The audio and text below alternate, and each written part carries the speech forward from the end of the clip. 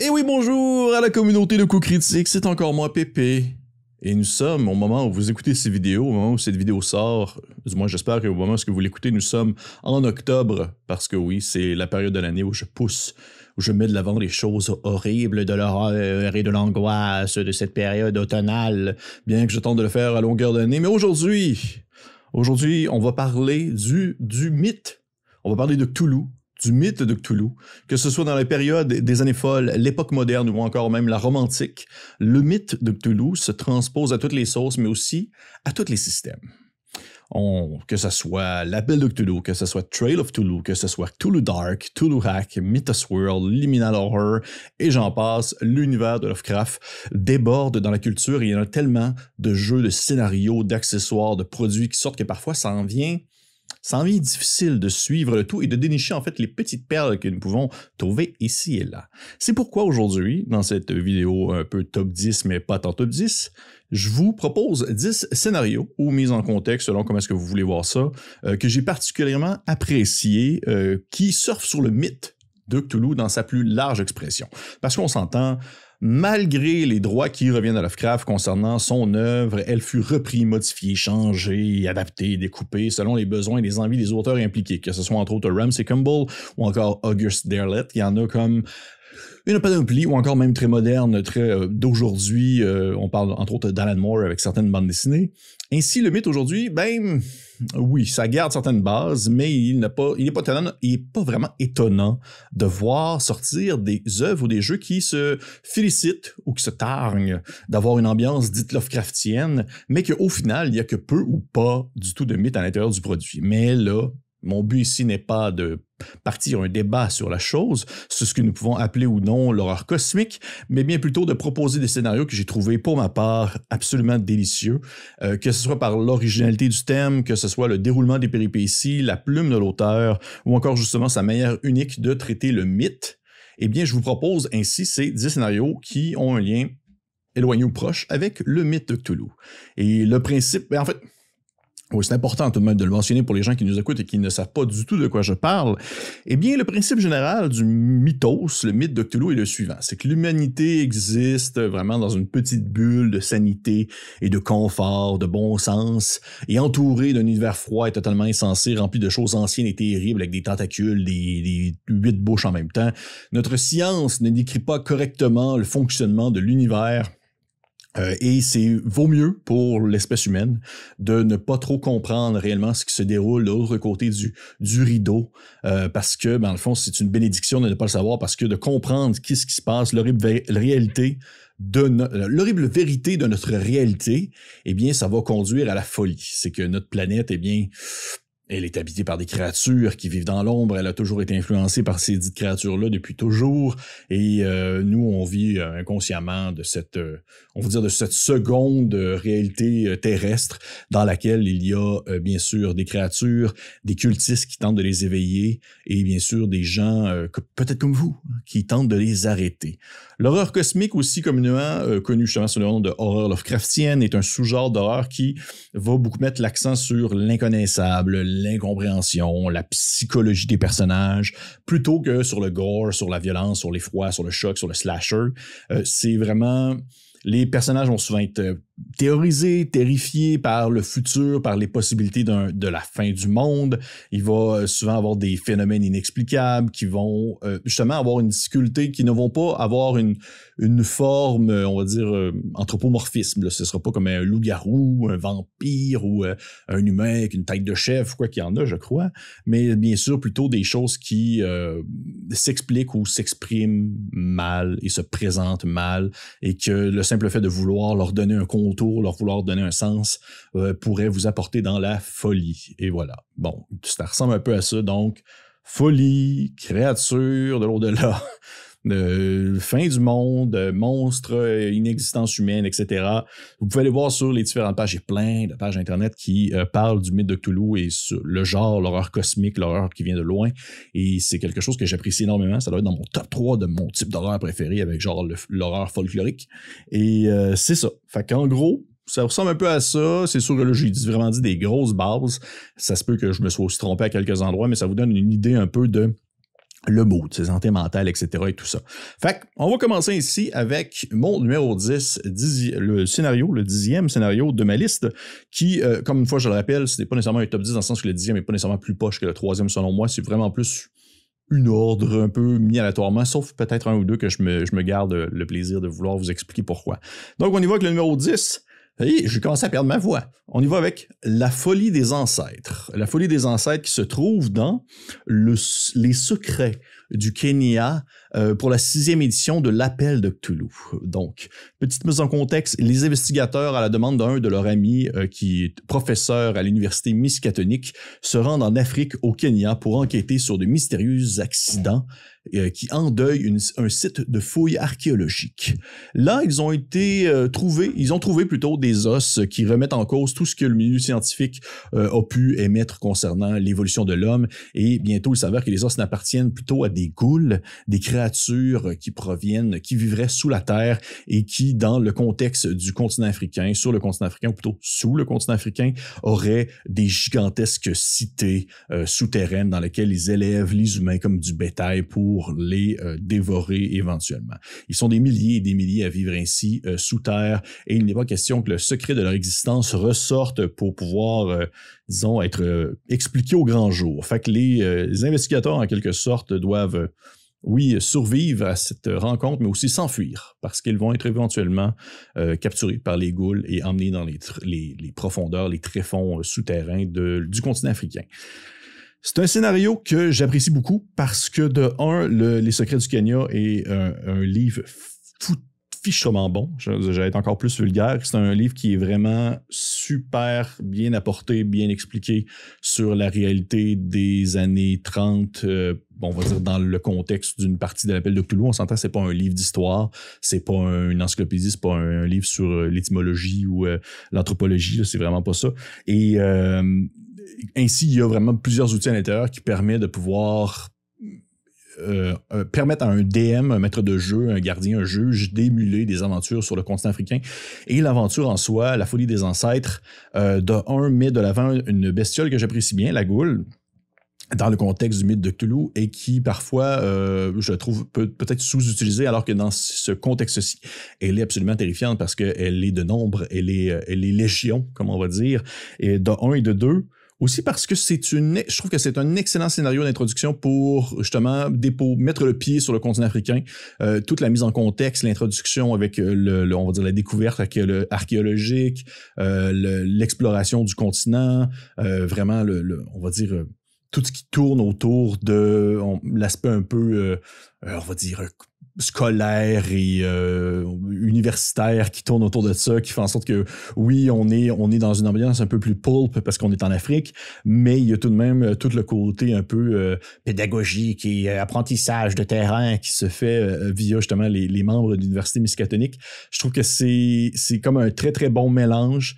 C'est un très, très bon, une très, très belle mise en action d'un scénario sur le continent africain où est-ce que ça se met à déraper vraiment mal, il y a une intrigue, rapidement on tombe dans une ambiance un peu plus justement pulp action parce que les joueurs doivent s'enfuir des ghouls en question, et moi j'ai pour moi dire que oui, l'Appel de Cthulhu est souvent fait pour avoir des scénarios d'enquête, d'intrigue, de réflexion et de partage de savoir, mais j'aime ça des fois quand ça bouge un peu plus, puis quand c'est un peu plus action-pack, sans nécessairement tomber dans du gros pulp Indiana Jones. Certaines personnes pourraient le trouver un peu dirigiste, et je comprends ce qu'il veut dire, dans le sens que ça demeure qu'on est quand même assez victime de ce qui se passe, des ghouls en question, mais pour ma part, je trouve que c'est tellement bon, c'est tellement bien exploité, bien amené, puis on a toute la belle introduction du continent africain qui se fait via le regard de ces personnages qui viennent d'arriver. Malheureusement, Les Secrets du Kenya, comme peut-être que vous le savez, si un temps soit peu vous connaissez les gammes ou vous suivez les gammes de l'Appel de Cthulhu, eh bien ce livre n'est discontinué. C'est pour la 6e édition en français par Sans Détour. Je ne vais pas commencer à faire une explication de toute cette situation-là. Donc malheureusement, si vous voulez vous le procurer, il faut que vous l'achetez usagé dans quelqu'un qui serait prêt à le vendre à un prix peut-être moins que votre poumon gauche. Ou peut-être trouver le scénario en anglais, puisqu'il existe sous sa forme anglaise, il me semble. semble, qui a été faite par... Hey, boy, là, je suis en train de fouiller en même temps que je parle, puis c'est un peu pas de bon sens, mais il me semble que ce scénario-là a été écrit par quelqu'un, ou c'est peut-être un scénario qui est vraiment comme de la gamme française. Pour ça, je ne pourrais vraiment pas dire, contrairement au prochain que je sais qu'il existe en anglais, mais tout simplement pour vous dire votre vendeur préféré. J'espère que vous pourriez tomber dessus si ça vous intéresse. Et si jamais vous avez joué le scénario ou que vous voulez en parler, bien, écrivez-moi, ça va me faire plaisir de vous d'en échanger avec vous. Je serais curieux de savoir comment ça s'est passé de votre côté. Fait que ça ressemble à ça. Numéro 9, on y va avec le raid sur Innsmouth, disponible dans l'évasion d'Innsmouth et les terres de Lovecraft Innsmouth, aussi en français pour la 6e édition, avant et après la chute, un autre livre que j'ai adoré, que j'adore, que j'aime tellement pour plein de raisons que je ne vais pas évaluer, que je ne vais pas explorer ici. On va demeurer sur on va dire sur le scénario en soi, qui est le suivant. Suite à divers événements suspects, le gouvernement américain ordonnant une enquête sur la ville de Innsmouth, les résultats causèrent un émoi si important que les forces fédérales décidèrent de rayer cette bourgade dépravée de la carte. Les investigateurs seront recrutés en tant que conseillers techniques au vu de leurs expériences passées à Innsmouth et le raid est mené de front par 6 commandos qui s'occuperont chacun d'un objectif bien précis sur terre et sous les eaux. Mais chacun des groupes aura affronté les forces dont la puissance dépasse de loin l'imagination humaine. OK, gros scénario.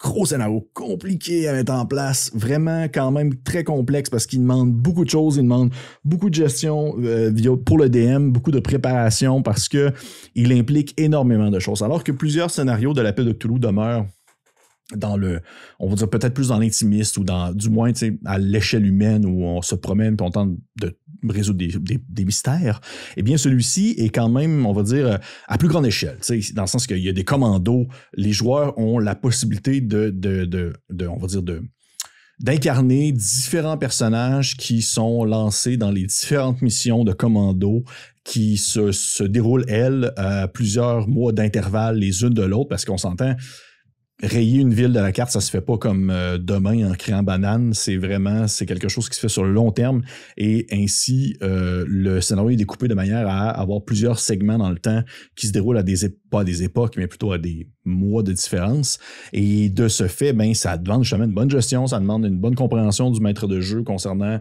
on va dire, les événements, comment ça s'est passé la dernière mission, les répercussions de celle-ci sur la prochaine mission, il y a un découpage séquentiel qui est vraiment intéressant et qui est vraiment très, très, voyons, quand je peux dire, impressionnant à explorer, mais ça demande du travail. Ça demande vraiment, vraiment, vraiment du travail. Et encore une fois, c'est le contexte un peu comme les secrets du Kenya. L'autre scénario, c'est qu'il y a des éléments dans cette aventure-là que je trouve qu'on voit peut-être moins souvent dans des aventures plus classiques, c'est-à-dire une ambiance d'opération militaire qui est vraiment super intense, une échelle de jeu qui est justement un peu plus grande, une grosse on va dire, interaction avec le mythe, mais aussi avec l'histoire en soi, parce qu'il y a beaucoup de choses qui sont abordées côté historique dans le déroulement du scénario, puisque la chute d'Innsmouth, eh bien, apporte la naissance de Delta Green, qui est une organisation qu'on va peut-être parler plus tard.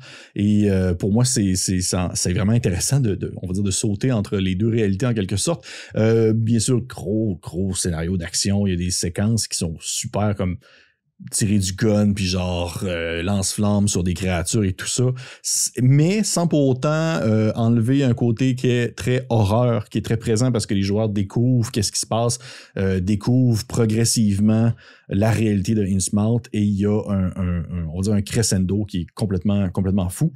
Fait que pour moi, c'est super scénario vraiment cool, qui est quand même vraiment long à mettre en place aussi, qui demande beaucoup d'organisation et beaucoup de job. Malheureusement, un peu comme les terres de Kenya, les terres du Kenya, les terres de Lovecraft Innsmouth avant et après la chute, c'est un livre de la 6e édition en français qui est discontinué, donc encore une fois, il faut vous le trouver chez votre revendeur préféré.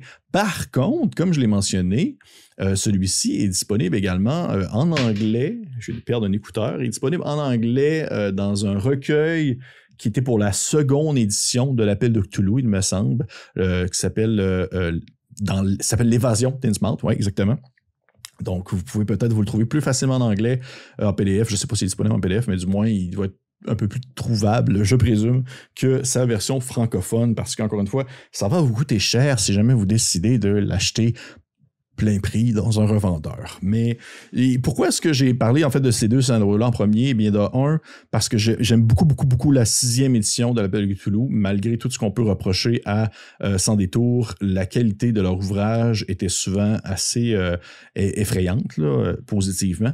Et de deux, parce qu'on me reproche souvent de parler surtout de trucs anglais. Donc, je voulais aborder un peu de produits francophones qui, oui, sont discontinués malheureusement, mais qui demeurent que peut-être que vous avez un référent qui est plus palpable ou, on va dire, facile à aller chercher que le penchant anglais. Donc, ça ressemble à ça. Numéro 8, là on saute dans l'anglicisme, bien sûr. Il s'agit de Curse de Hal Smith pour la 7e édition de l'Appel de Cthulhu. Petit synopsis. Dans la ville moderne de Ellisbury, Massachusetts, un groupe de vétérans militaires a une vie merveilleuse. Ils ont des carrières, des mariages, des familles et des enfants. Ils ont laissé tout ce qui a pu leur arriver de mauvais dans le passé en arrière. Mais maintenant, une femme étrange les observe. Elle le fait depuis un certain temps et ils ne l'ont pas juste remarqué. Vous ne vous souvenez probablement pas d'elle, mais elle se souvient de vous. Et ce qu'elle va, dans le fond, elle va tout vous prendre, en commençant par cette famille que vous vous êtes construit avec le temps.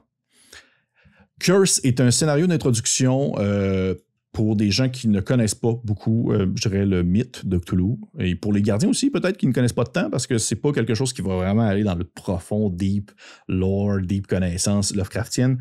C'est vraiment pour des gens qui ne connaissent pas justement ça, mais qui ont tout de même, on va dire, une bonne approche, une bonne accroche pour les scénarios d'horreur, parce que c'est vraiment un scénario qui est intense. C'est intense, c'est horrifique, c'est difficile parfois même. C'est de l'horreur moderne de type, là, c'est intéressant parce que j'ai vu le terme en ligne, j'ai fait crime, c'est bien trop vrai.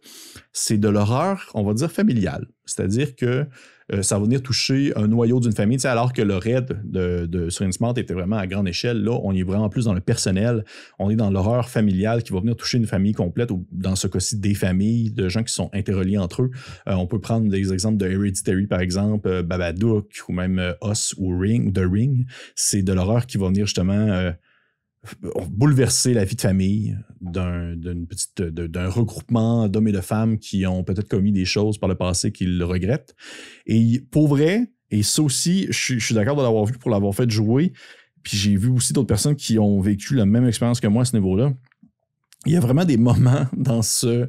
Des fois, on reproche parfois au maître de jeu d'être très dirigiste, d'avoir très la ligne directrice dans le piton, puis de dire « Ah, vous me laissez pas vraiment le choix ».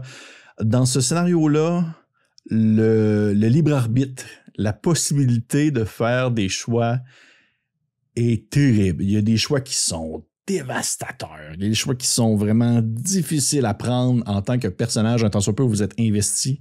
Et il y a des fois, dans ce moment-là, tu te dis « Ah mon Dieu, je préférerais que le juge prenne en charge ça plutôt que je dois, moi, en tant que personnage, décider, parce qu'il y a vraiment des choses qui sont difficiles, que je pense qu'il y a des personnes qui vont peut-être être malaisées ou vraiment être mal à l'aise de l'expérience qui vont en ressortir, parce que c'est un vrai scénario d'horreur au niveau intime, moderne, que je pense que c'est très mémorable pour le vivre et qui va...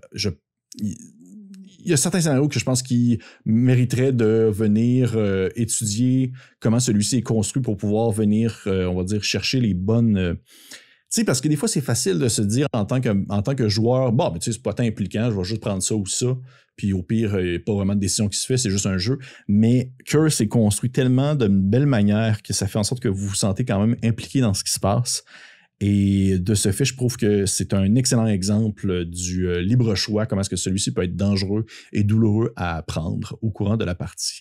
Donc, Curse, pour la 7e édition de l'Appel de Cthulhu, disponible sur DriveThruRPG. D'ailleurs, pour tous ceux qui sont disponibles, on va dire l'adresse pour se les procurer va être dans la description de la vidéo. Numéro 7, eh bien là, on change, on sautille dans un autre Un autre type ce n'est pas l'appel de Cthulhu précisément, bien sûr, mais c'est influencé par le mythe. Il s'agit de Delta Green Lovers in the Ice. Une tempête de glace apocalyptique a paralysé La Fontaine au Missouri. Les agents doivent sécuriser un entrepôt oublié rempli d'artefacts des opérations passées de Delta Green. Ils sont bientôt confrontés à une horreur qui envahit et mutile macabrement ses victimes. Qu'est-ce qui s'attaque aux citoyens de La Fontaine en dehors de, on va dire, dans la tempête? Les agents peuvent-ils surmonter la menace par leurs actions décisives ou vont-ils condamner tous les habitants du village de l'horreur qui plane sur celui-ci? Lovers in the Ice, c'est un scénario que j'aime beaucoup parce qu'il vient toucher une thématique d'horreur que j'apprécie énormément, c'est-à-dire celle de l'isolement. Un peu à la manière à The Thing, où le groupe de scientifiques sont prisonniers dans un petit regroupement, un petit bunker, et puis ils sont aux prises avec une créature change-forme qui va les attaquer alors qu'une tempête brave le dehors. Et ça me fait un peu penser à ça, dans le sens que les agents sont coupés de toute assistance extérieure et il y a vraiment quelque chose de terrible qui se promène dans la tempête et qui vient tuer tout ce qui tombe sur son passage. C'est rythmé, c'est très bien écrit, c'est engageant. C'est un scénario qui est vraiment très cool pour des gens qui veulent débuter Delta Green, qui veulent, ou plutôt peut-être même débuter, inclure leur personnage dans Delta Green. Ça peut être leur première mission d'agent parce que de prime abord, celle-ci est très accessible et très facile. S'occuper d'un entrepôt d'artefacts, mais ça se met à déraper puis il n'y a aucune manière de contacter l'extérieur pour pouvoir réagir ou pour avoir du soutien. Je trouve que c'est un scénario qui est excellent pour un one-shot ou même pour facilement l'inclure dans une campagne et qu'il peut sans problème s'extraire de l'ambiance Delta Green et d'être joué avec absolument un autre contexte, avec quelques petits changements ici et là, mais c'est vraiment du beau storytelling, un beau découpage de scénario pour pouvoir l'utiliser à son plein potentiel. Et pour les gens qui ne connaissent pas bien Delta Green, parce que c'est vrai que j'allais dire que j'allais le mentionner, c'est un regroupement, c'est une organisation gouvernementale qui gère en fait les interactions avec le mythe de Cthulhu, un peu à la manière de d'autres agences. Celle-ci est apparue suite à la chute de Innsmouth, lorsque le gouvernement américain a pris conscience de l'existence de ce qui peut entourer le mythe de Cthulhu. Et ainsi, Delta Green est né. Et dans ce scénario-ci, vous jouez des agents de Delta Green. Donc, vous voyez ça un peu à la X-Files, en quelque sorte. Là. Vous êtes des agents qui vont affronter, on va dire, l'étrange et l'impossible à décrire. Et ça demeure que pour moi, Lovers in the High, c'est juste un petit bonbon qui se joue très bien, sans problème, le temps d'une soirée. Et en parlant de X-Files et Delta Green, on reste encore dans Delta Green avec mon numéro 6. Qui est Delta Green, The Last Equation. Je pense que c'est le premier scénario de Delta Green que j'ai lu.